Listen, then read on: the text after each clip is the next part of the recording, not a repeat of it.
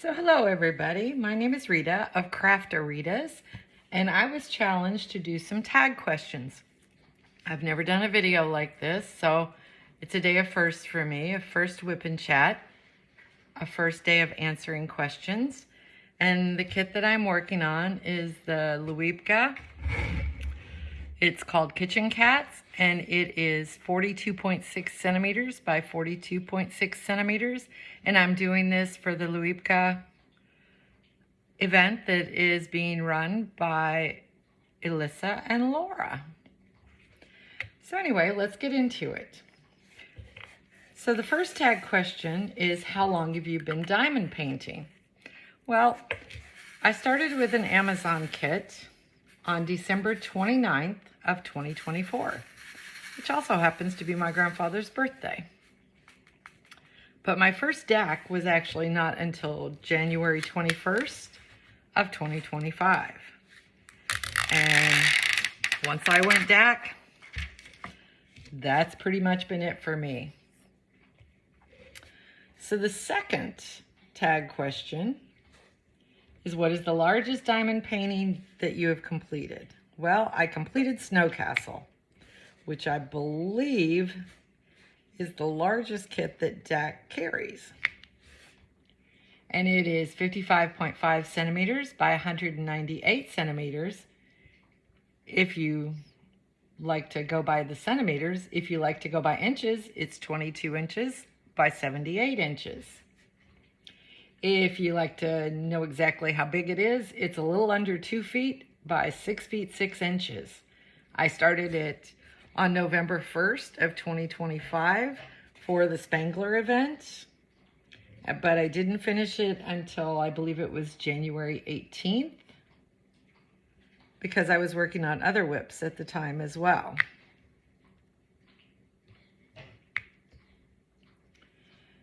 What kind of light do you use? Well, I use a half moon light now.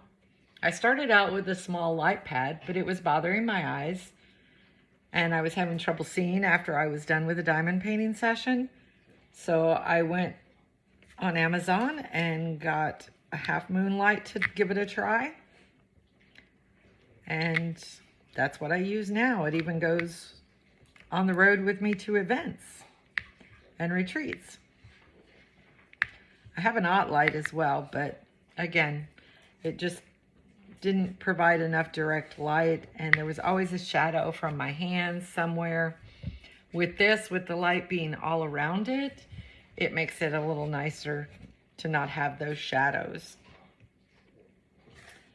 Do I listen to anything when diamond painting? Yes, I do. I usually listen to YouTube. I'll put on a content creator and I'll just listen. Or I'll be binge watching a TV show that I've probably seen before, or a movie that I've seen before, so I don't have to really look at it and pay attention. And that's what I listen to. Number 5, what's your favorite place to buy diamond paintings? Well, like I said, once I went DAC, I never went back. The glue on this canvas is a little bit, in places it doesn't want to stick.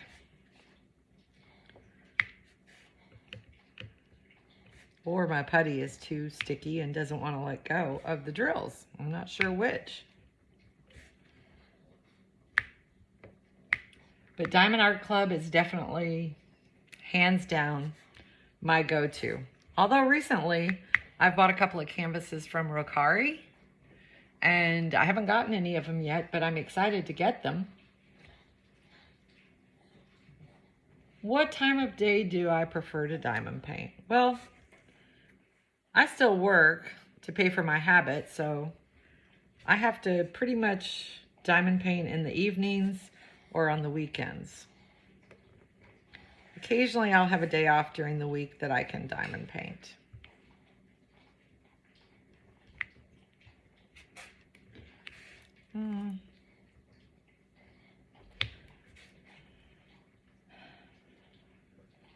What, number 8, or no, number 7, sorry, I started to skip it. What's your favorite storage option? Well, my favorite, if I'm going to go on the road and go somewhere with my diamond painting, is Elizabeth Ward. And that was my hands down favorite up until I started using a tower system with DAC trays. Because I'm too cheap to spend my money on buying like a Forever Young system or something like that. So I just use the trays that, as you can see, that come with the canvases. And so if I'm at home diamond painting, that's what I prefer. With this Luibka, I was out of Elizabeth Ward. I didn't want to take a tower with me, and I was taking it with me on a road trip. So I ended up kitting up in one of these containers from, I believe it was from Five Below. So I have a variety that I use, and I use them for different reasons.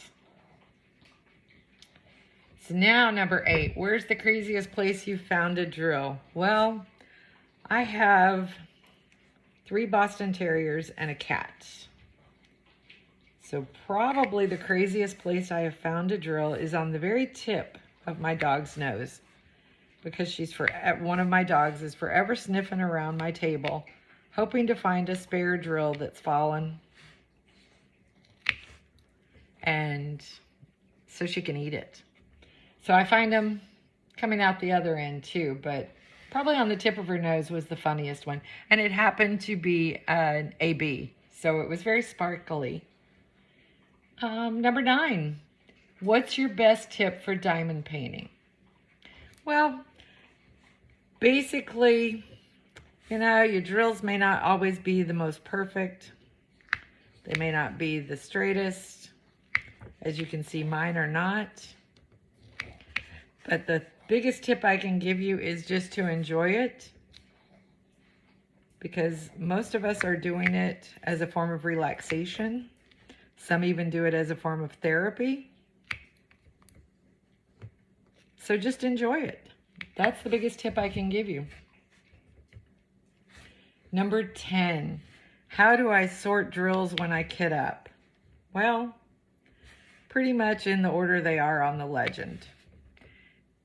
I first cut apart my drill trains, and then I put them in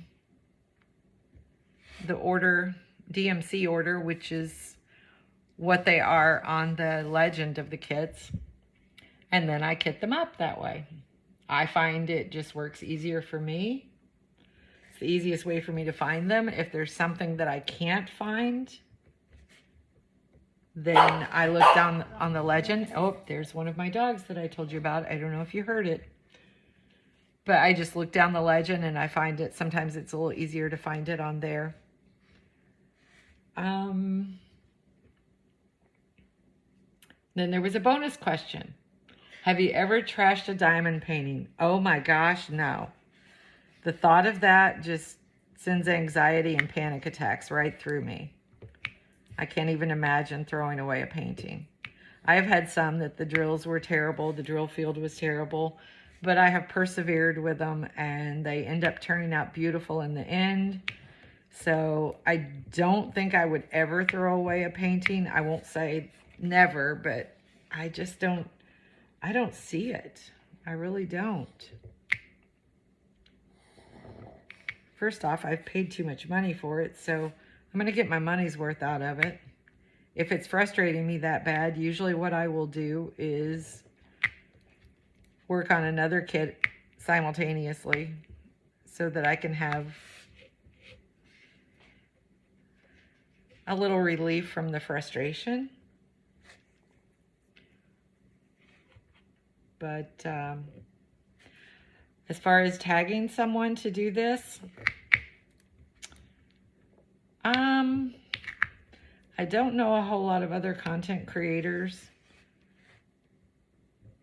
and the ones that I do know have all been tagged already. So I'm just going to say, if you happen across this by accident and you want to do the tag questions, I certainly welcome you to tag me in it so I can watch it, because I will definitely go watch it. Oh, and I want to revisit one of the questions that we talked about.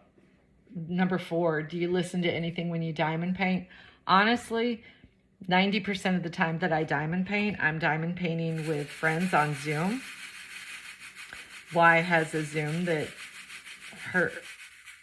all her ladies go to, and on Monday nights it's open to everyone. And you can find those links on her Facebook page, DP for Sparklers. Or, I'm sorry, not DP for Sparklers.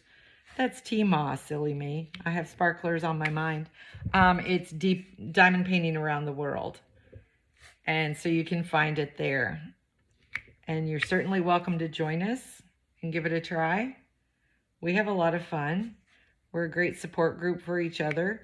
I do have to say we often enable each other to buy things. We'll see new things that each other's trying, and so it's a lot of fun. And you learn about new things.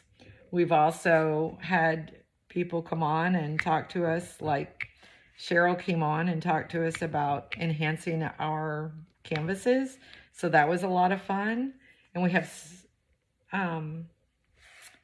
there's usually about, I don't know, 6 or 8 of us that are on all the time.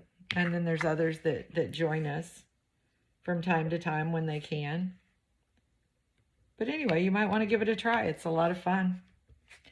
And that's about all I have. I didn't get very far on this canvas, did I? But I'm pretty quick with the questions. So that might be why, because I don't know how to pace myself. This is my first whip and chat and answering tag questions. But thank you, Doretta, over at Chocolate Diamonds, for tagging me. I appreciate it. And I promised you, girl, that I would do this, and I did. And I hope everybody has a wonderful rest of their weekend and enjoy some diamond painting while you're at it. Bye.